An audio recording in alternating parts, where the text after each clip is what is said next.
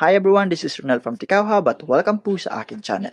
Ayan, sa mga hindi po nakakakilala sa akin, ako po ay gumagawa ng mga Facebook tutorial, Maya tutorial at Gcash tutorial. Kaya kung interested ka sa ganitong klaseng content, kindly consider to subscribe my YouTube channel and hit the notification bell button para updated ka sa aking future uploads.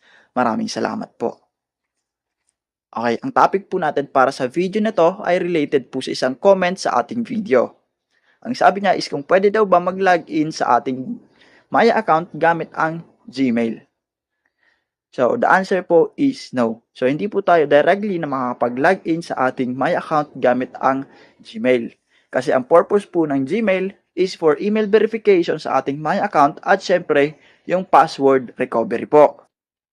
Okay?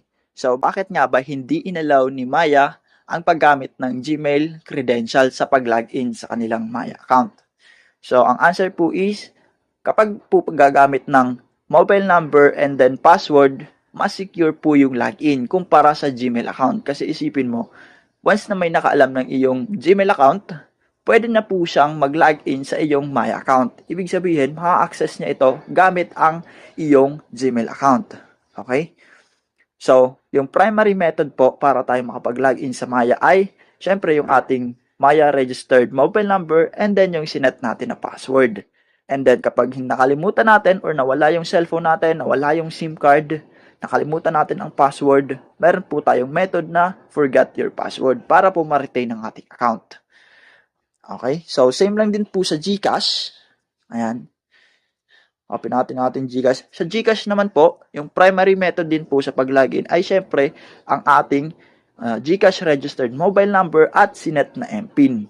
Ngayon, kapag hindi po natin login ang ating account due to some errors, kaya naman po ay nawala din yung ating number, lost SIM, lost phone, pwede po natin gamitin ang forgot MPIN sa ating GCash account.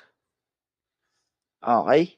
Ngayon, bakit nga ba required din na magkaroon ng Gmail account sa ating Maya at Gcash? Okay, same din po sa Maya. Yung Gcash po, nare-required nila yung Gmail account for account or email verification. And then, for password recovery purposes or MPIN recovery purposes din po.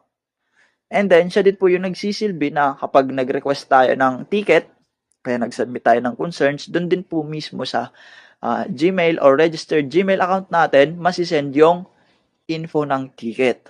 Okay? So, automated po yun.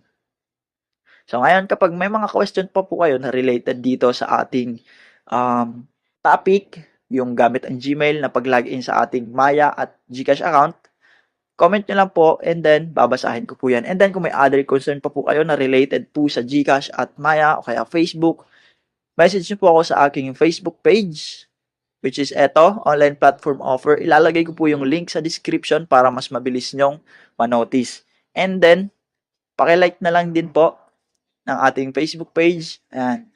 And then, maraming salamat po. Thank you.